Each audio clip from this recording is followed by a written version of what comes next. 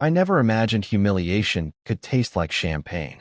But that's exactly what it felt like the night my son lifted his glass in front of 200 Dallas executives and announced, with that politician smile of his, $8,000 a month. That's what I give my father so he can live in comfort after all his sacrifices. Applause. Laughter. Admiring nods. Every pair of eyes turned toward me. The proud old father. The man supposedly cushioned by his generous billionaire son. 8,000. The number echoed in my head like a cruel joke. I drove a rusting Ford with a heater that barely wheezed in winter. My dinners were canned beans or whatever I could scrape together on sale. And just the week before, I'd scrubbed a warehouse floor at midnight to cover rent on my cramped one-bedroom.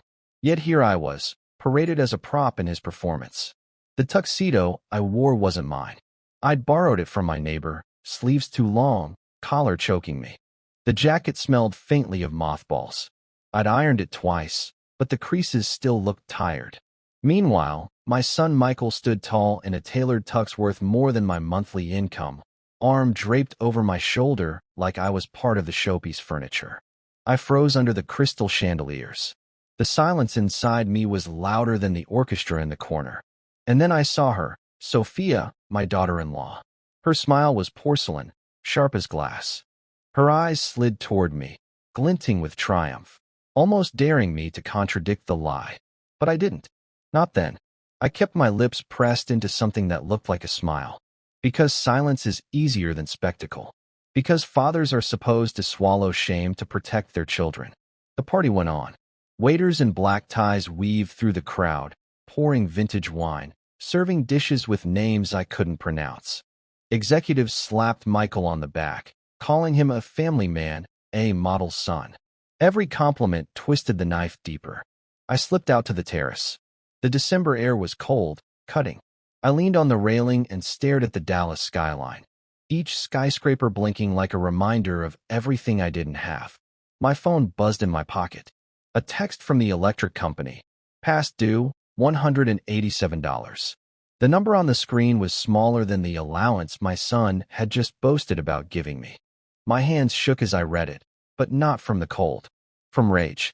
Behind me, the ballroom noise spilled out. Laughter, clinking glasses, Michael's booming voice. Then a softer one joined it. Sophia. Richard, she said sweetly, stepping onto the terrace, designer gown glittering in the light. Are you all right? You look pale. Perhaps the champagne is too much for you. I shook my head. I don't drink. Her smile widened. Michael worries about you. He always says how generous he is with you. Sometimes I think he gives too much. Too much. The words nearly made me laugh. I haven't received a penny, I said quietly. Not a cent of that allowance he talks about. Her eyes flashed, surprise or calculation, but her smile didn't falter. Oh, Richard, perhaps you forgot. At your age, it's easy to lose track of financial details. I stepped closer, my voice low. I may be tired, Sophia, but I'm not senile. I balance every dollar because I have to. And I know exactly how much I receive, which is nothing. Her smile thinned. Her tone cooled. Well, perhaps Michael has arranged it differently. Some trusts, some investments you don't see directly. He takes care of everything. You should be grateful. Grateful. That word hung in the air like poison. She leaned closer, perfume sharp in the cold night. Family is everything, Richard.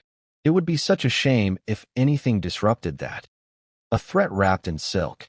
When I returned inside, the party was already winding down.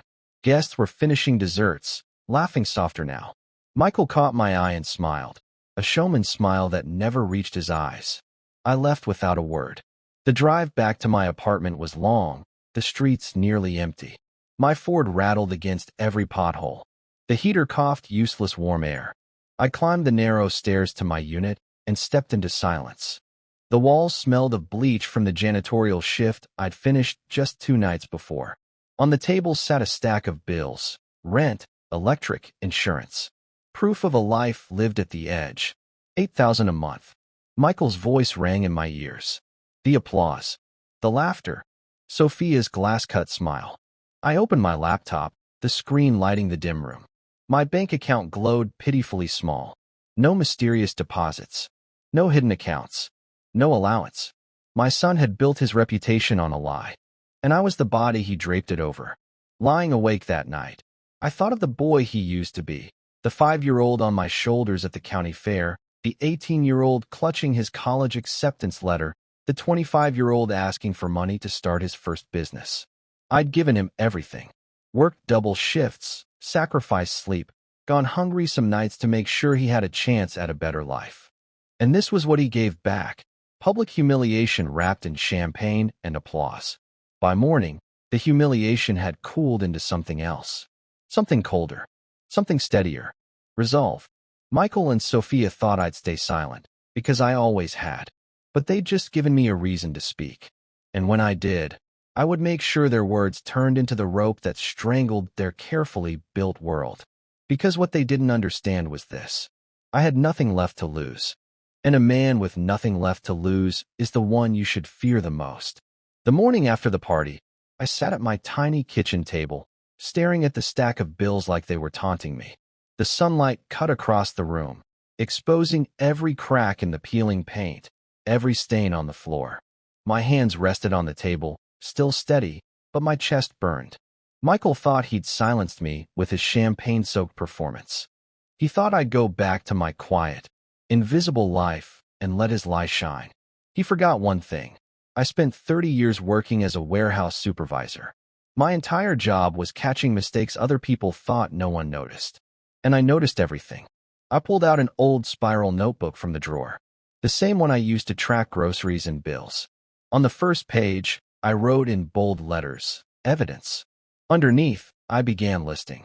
1. Party speech, December 23rd. Michael claimed $8,000 per month support. 2. My actual bank account balance, under $300. 3. No deposits from Michael in the last 2 years. 4. Sophia's words. "Maybe you forgot. At your age." I tapped the pen against the paper, thinking. A list wasn't enough. I needed proof. Paper that told the story better than my words could. So I made a decision. I'd enter Michael's world. The world of glossy offices, accountants, and carefully crafted reputations. If he was using my name for his financial games, there had to be documents. And documents could burn brighter than any lie. That afternoon, I drove to the public library.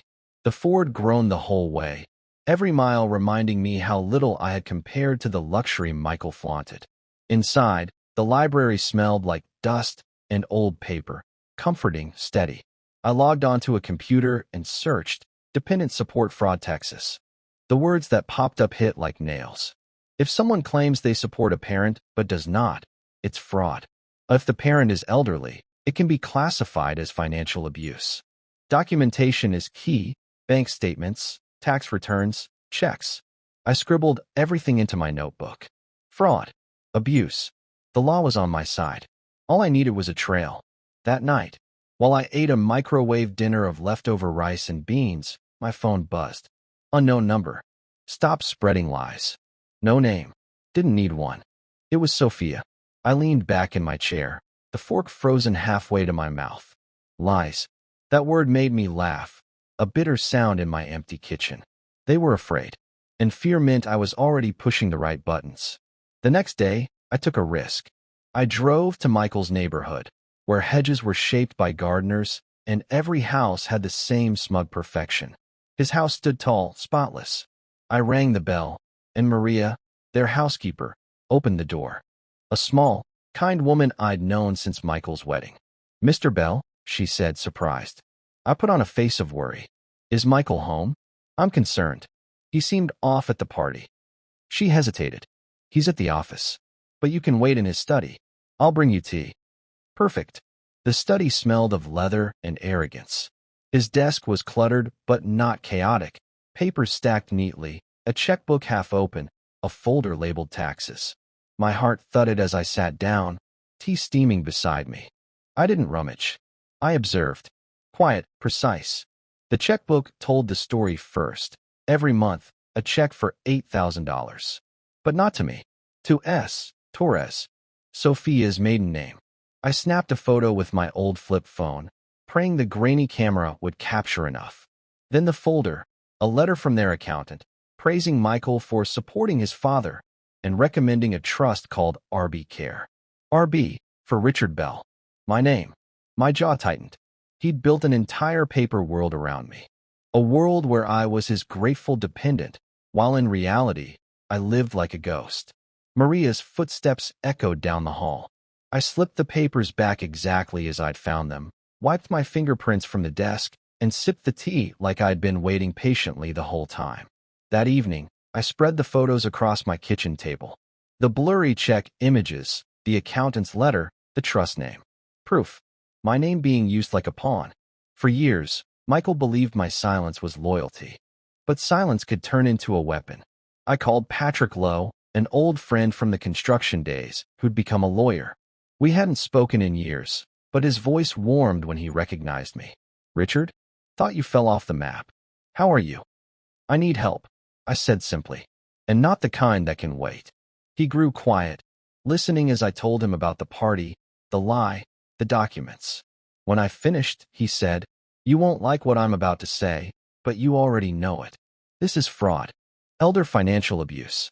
If you've got photos, that's a start. But we'll need more." What do I do first? I asked. Write everything down. Dates, words, threats. Keep copies of your bank records. And Richard, don't confront them head on yet. Let them believe you're still quiet. I hung up, staring at the cheap curtains in my apartment.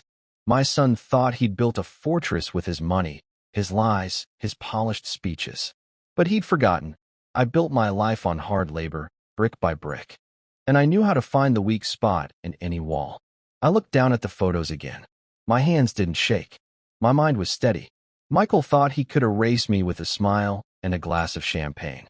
He was about to learn just how dangerous silence can be. The days after the party blurred together, but my anger sharpened into something cold, useful. I didn't rush. You don't swing a hammer without measuring twice first. Michael expected rage, maybe begging. He'd never expect patience. Every morning, I woke before sunrise, brewed black coffee, and opened my notebook. Evidence on one side, ideas on the other. At the top of the second page, I wrote one word in block letters: leverage. First step, confirm the paper trail. I called Janet, a woman I stocked shelves with at the grocery store. 65, sharp eyes behind red-framed glasses. She'd worked in bookkeeping before retirement. I trusted her more than any lawyer in a silk suit. She came over one afternoon, her breath clouding in the December air. We sat at my kitchen table, the photos from Michael's study spread between us. She pushed her glasses higher and studied the blurry check images. These are written to Sophia under her maiden name. That's deliberate. And this accountant's letter, she tapped it with her finger, is damning. They're documenting support payments that never reached you. Fraud, plain and simple. Can it be traced? I asked. Janet leaned back, arms crossed. With access to their accounts, yes. But even without, these papers tell a story. They're routing money through her name, through some holding company. You're a dependent on paper, invisible in reality. It's theft, Richard. The word hit me like a hammer. Theft. My own son stealing not just my money, but my dignity. Janet slid the letter back across the table. If you want this to stick, you'll need more. Something irrefutable. People talk, especially house staff. Sophia and Michael aren't careful. Someone sees things. Maria? I nodded slowly, tucking the papers back into their envelope. 2 nights later, I drove again to Michael's neighborhood. I didn't ring the bell. I parked 3 houses down, waiting. At 6:30 sharp, Sophia's white SUV pulled out, her yoga night. I counted to 200 before walking to the gate. Maria opened the door before I could knock. She looked pale, nervous. "Mr. Bell, you shouldn't be here." "I just need to know," I said quietly. "Are there checks? Made out to anyone other than me?" She glanced over her shoulder, then back at me. Her voice dropped to a whisper. "Yes, every month. The name isn't yours. I don't want trouble, but—" She reached into her apron pocket and pressed a folded paper into my hand. "If someone asks, I'll tell the truth." It was a photocopy of an envelope. ST Holdings. The return address, Michael's office. My throat tightened. "Thank you, Maria. I won't let them drag you down with this." Her eyes glistened, but she said nothing more. I left quickly, the paper burning hot in my pocket. Back home, I unfolded the copy under the yellow kitchen light. ST Holdings. A shell company, no doubt. And my son was funneling money into it while bragging about generosity that never existed. The next morning, I went to the library again, searched public business records, and there it was, ST Holdings LLC. Registered 8 months after Michael married Sophia. Address, the same downtown building he owned. Worse, the filings showed a cash purchase of a downtown condo worth $500,000, bought in the company's name. While I ate canned soup for dinner, they lived in luxury paid for with money they claimed was mine. That night, I sat in the dark, staring at the papers spread across my table. The hum of the refrigerator was the only sound in the room. $8,000 a month. Checks to Sophia's maiden name. Shell company buying condos. Accountant's letter naming me a dependent. Michael hadn't just lied. He'd built an empire on my name. I picked up the phone and called Patrick, the lawyer friend. My voice was steady. I've got more. A holding company, property records, and a witness. He whistled low. That's enough to make noise. But Richard, if you push now, they'll cover tracks. Burn paper. Close accounts. You need to keep collecting. Let them feel untouchable while you're laying the trap.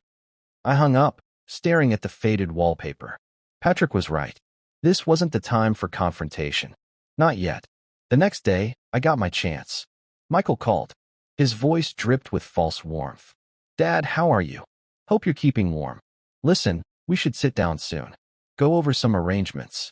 You know, future planning. Future planning. The way he said it made my skin crawl. I let my voice stay calm. Of course, son. I trust you. He chuckled, relieved. That's what I like about you, Dad. You always trust me. When the call ended, I pressed the small recorder in my jacket pocket. Texas law only needed one party to consent. His words were mine now. Evidence. That evening, I walked through my apartment like it was a war room. Every photo, every envelope, every blurry check image laid out like battle plans. For years, Michael thought he controlled the story. Thought I'd stay the silent, grateful old man.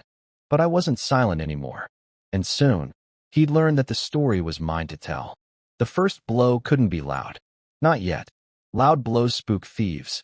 Quiet ones make them sweat. I sat at my kitchen table with a cold cup of coffee, staring at the recorder. Michael's voice still buzzed inside it. That's what I like about you, Dad. You always trust me. Trust. He'd built his entire empire on that word. It was time to turn it into his noose. The plan began with silence. 3 days of it. Michael called twice, Sophia once. Each time, I let the phone ring until the voicemail clicked. Their messages dripped with controlled irritation. Dad, it's important we meet, Michael said on day 1. Richard, this is Sophia. You need to answer. It's unwise to ignore family matters, came on day 2. By day 3, Michael's tone had changed, still smooth, but tighter. If you don't pick up, Dad, I'll have to assume you're not well. We need to take steps for your protection. Steps for my protection. I almost laughed out loud in my empty apartment. That was his code for control, guardianship papers, maybe, or some legal tricks Sophia had whispered into his ear. But silence wasn't just about ignoring. Silence was bait. On the 4th day, I called Detective Reyes. Not officially, just a chat. He was younger, sharp-eyed, the kind of cop who'd already heard 10 family horror stories before lunch. I'm not filing anything, I said carefully. Just asking. If a man suspects his son is claiming financial support that doesn't exist, what should he do? Document, Reyes answered without hesitation. Dates, checks, bank records. And stay quiet. The moment they know you're onto them, evidence vanishes. Exactly what I wanted to hear. That afternoon, I walked into a branch of Michael's bank. Not mine, his. Years ago, he dragged me along to co-sign a small loan. My name was still in their system. I asked for statements for ST Holdings LLC. The teller hesitated, eyebrows raised.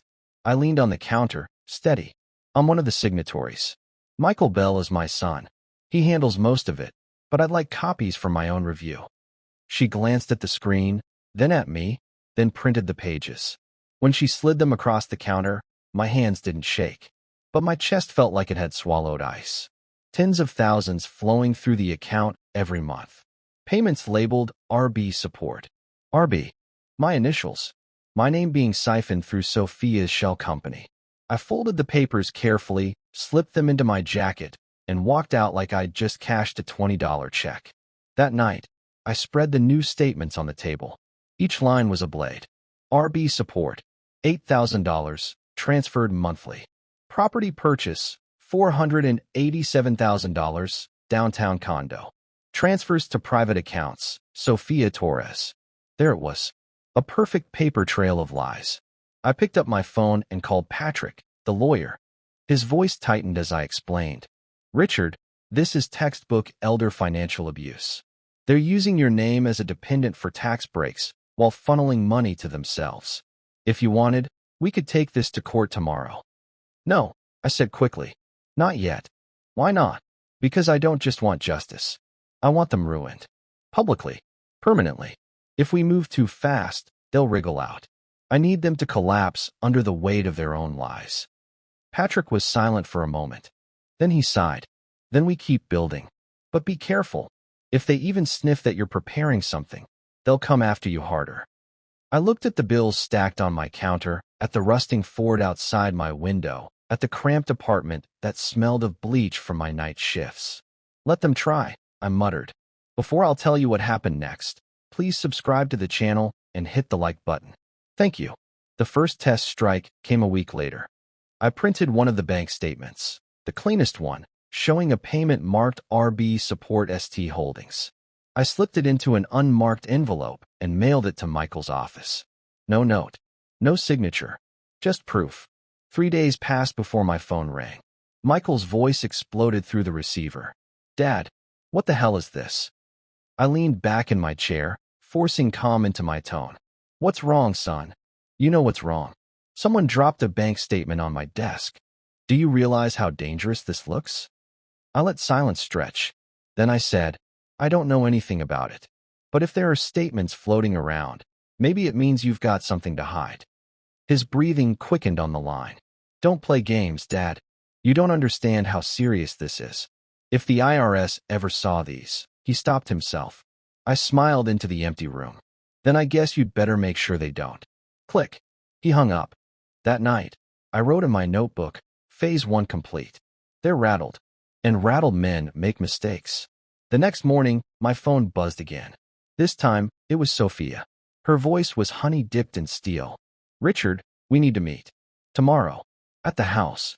No more games. I stared out the window at the gray winter sky. For years, I'd been afraid of confrontation. Afraid of losing what little connection I had left to family. But fear was gone now. Only purpose remained. Fine, I said. Tomorrow. As I hung up, I looked down at the envelope of bank statements, the photocopy from Maria, the accountant's letter. Tomorrow, I wasn't walking into their house as a father. I was walking in as their reckoning. I didn't sleep the night before the meeting. Not a second. I lay on my narrow bed, staring at the ceiling fan blades as they collected dust, and rehearsed every word. Every possible turn the conversation could take. By morning, my chest felt hollow, but my mind was sharp. I put on the same charcoal jacket I'd worn to Michael's party, the one that hung loose on my shoulders. Let them think I was still the weary, small man they could push around. The drive across town felt like stepping into enemy territory. Their house loomed at the end of the cul-de-sac, polished hedges and fresh paint, the kind of perfection bought with someone else's sweat. My sweat. Maria opened the door, eyes wide, nervous. Mr. Bell, they're waiting in the study. Her glance flicked toward the hall where the heavy oak doors stood shut. For just a second, I saw pity in her eyes. I gave her the faintest nod, then walked in. Michael sat behind his desk, jacket off, sleeves rolled, trying to look casual but failing. Sophia perched on the edge of the leather sofa, legs crossed, her smile razor-thin. Dad? Michael began, forcing warmth. Good you came. I lowered myself into the chair opposite him, steady. You wanted to talk. Sophia leaned forward, her voice low and deliberate. Let's not dance around it. Bank statements, envelopes, they've started appearing. Things that could be misinterpreted. Misinterpreted? I repeated, my voice flat. Michael's jaw tightened. Look, Dad. You don't understand how complicated finances are at this level. We've set things up to protect you. To protect all of us. I let silence do the work. He shifted in his chair. Sophia filled the gap. The trust, the payments. Yes, they're routed differently. But that's for efficiency. For tax purposes. You wouldn't want the IRS sniffing around, would you? Her tone dripped with fake concern. I finally spoke. You've been claiming you give me $8,000 a month. I checked my account. Empty. I checked your company. ST Holdings. Full. Michael's face flushed red. Dad, you shouldn't be digging into things you don't understand. You could ruin everything. That word, ruin, hung in the air. Everything, I said quietly. Or just you. Sophia stood, arms folded, circling like a hawk. Richard, listen to me carefully. You may think you found something, but without context, it's meaningless. If anyone saw those papers, it would reflect badly on you as well. Confusion. Forgetfulness. They'd call it senility. The way she said senility sent ice down my spine. This was their plan. If I pushed, they'd paint me as a doddering old man, unfit to handle his own affairs. I leaned forward, meeting her eyes. Be careful, Sophia. You mistake silence for weakness. I hear better than you think. I remember more than you want. Michael slammed his hand on the desk. Enough. Dad, you're going to destroy your own family over a misunderstanding. Why would you even? I cut him off, voice sharp as glass. Because you stood in front of a room full of strangers and called me your prop. Because you turned me into a story you could sell while I scraped coins to pay rent. You did this. For a moment, neither of them spoke. The house was so quiet I could hear the grandfather clock ticking in the hall. Finally, Sophia broke the silence, her voice cool. You need to decide what matters more, your pride or this family. If you keep pressing, you'll regret it. I smiled slowly, the kind of smile people mistake for surrender. We'll see who regrets it. I left them in that study, their polished confidence cracked at the edges. As I stepped back into the cold air, I felt Maria's eyes on me from the kitchen doorway. She gave the slightest nod, solidarity in silence. On the drive home, my mind buzzed. They were cornered, and cornered people strike back. I knew they'd try something soon. Papers, lawyers, maybe even guardianship filings. But I wasn't afraid anymore. That evening, I spread everything across my kitchen table again. The statements, the accountant's letter, Maria's photocopy. And I added a new page to the notebook. Next moves. 1. Secure witness testimony, Maria. 2. Backup evidence, multiple copies, hidden. 3. Public angle. Expose them where reputation matters most.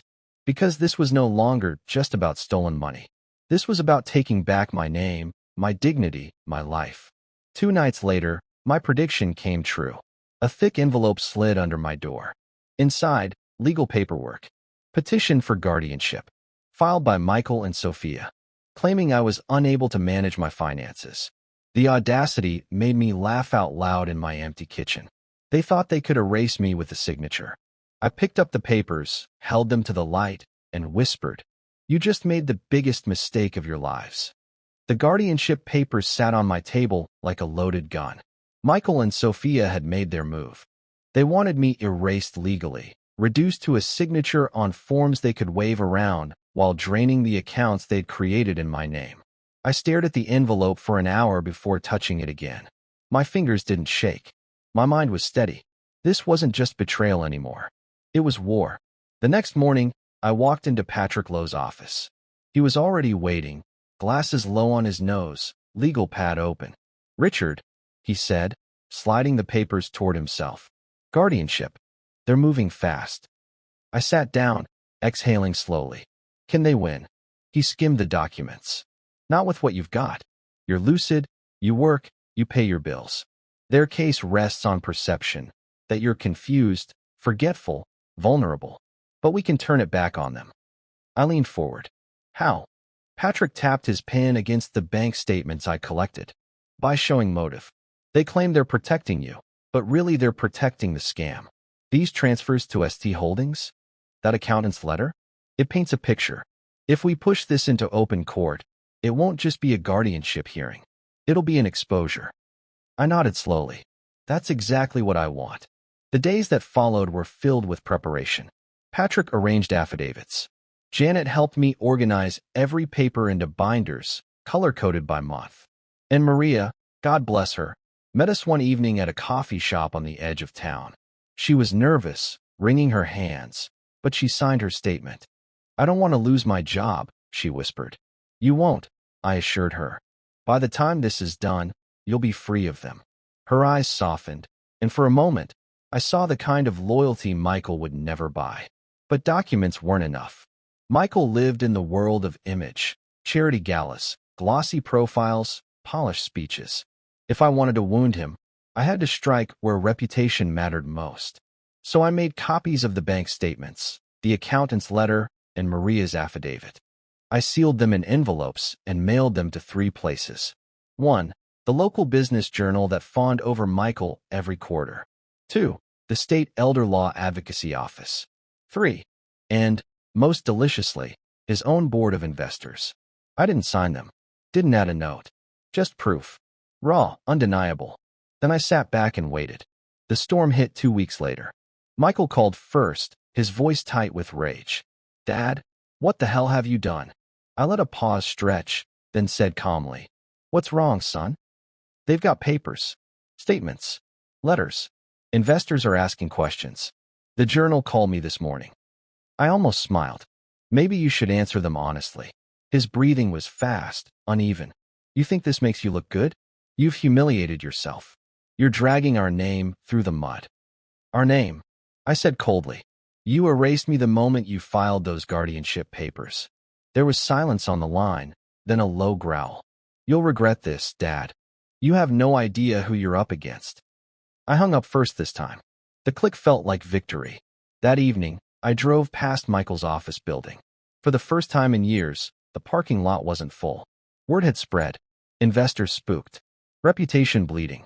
I pulled into a diner nearby, ordered black coffee, and sat by the window watching the tower. It looked smaller now. A waitress stopped at my table. Long day, sir. I chuckled. Not long. Just turning. By the end of the week, the fallout was everywhere. The Dallas Business Journal ran a story. Questions raised over Michael Bell's financial dealings. Elder support or fraud? The Elder Law Office sent me a letter acknowledging receipt of documents, promising investigation. Patrick called, excitement in his voice. Richard, the guardianship petition? Withdrawn. They don't dare push it now. It would expose everything. I closed my eyes, relief washing through me. But relief was only part of it. Beneath it, something darker burned. Satisfaction. Yet I knew it wasn't over. People like Michael and Sophia don't surrender after one punch. They regroup, recalculate. Sure enough, that night a black SUV idled outside my apartment building for 20 minutes before driving away. Intimidation. Child's play. I sat by the window, sipping coffee, watching its taillights disappear.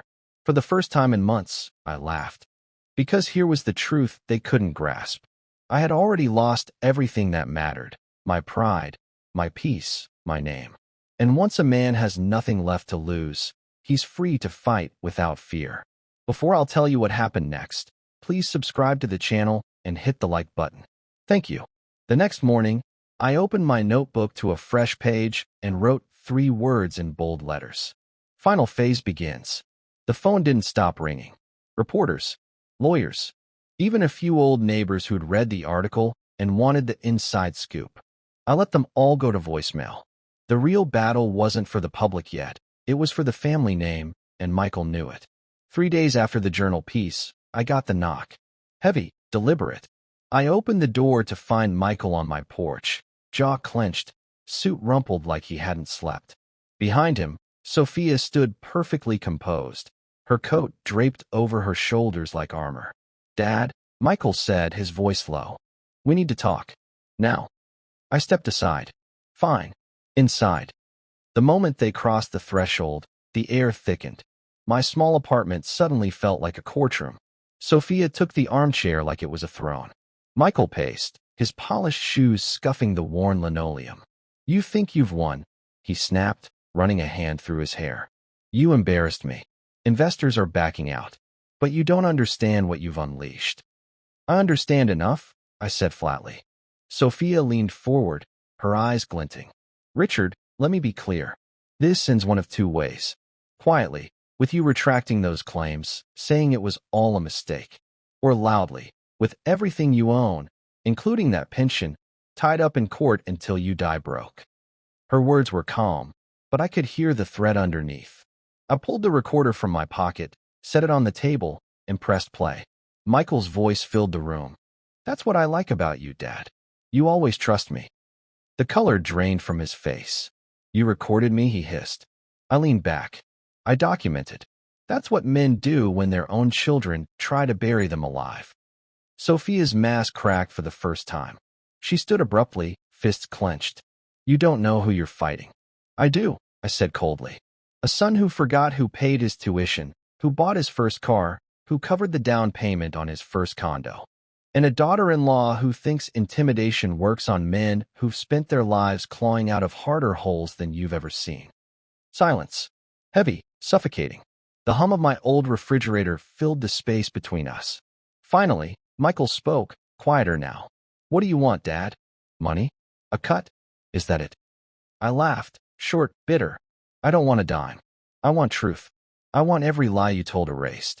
I want you to stand in front of the same people you bragged to and admit exactly what you did. His face twisted, part rage, part fear. You'll destroy me. No, I said, voice steady as stone. You already destroyed yourself. I'm just the one holding up the mirror. They left not long after, slamming the door hard enough to rattle the frames on the wall. But I didn't feel victory. Not yet. I felt the storm closing in. And it did. 2 days later, my landlord slipped a letter under my door. Notice to vacate. Unit scheduled for renovation. Renovation, my ass. Michael had pulled strings. That night, my Ford's tires were slashed. The message was clear. They weren't done. But neither was I. I moved fast, packed what little I had into boxes and drove across town to an old friend's garage apartment. Rusty was a retired firefighter, broad-shouldered, gruff.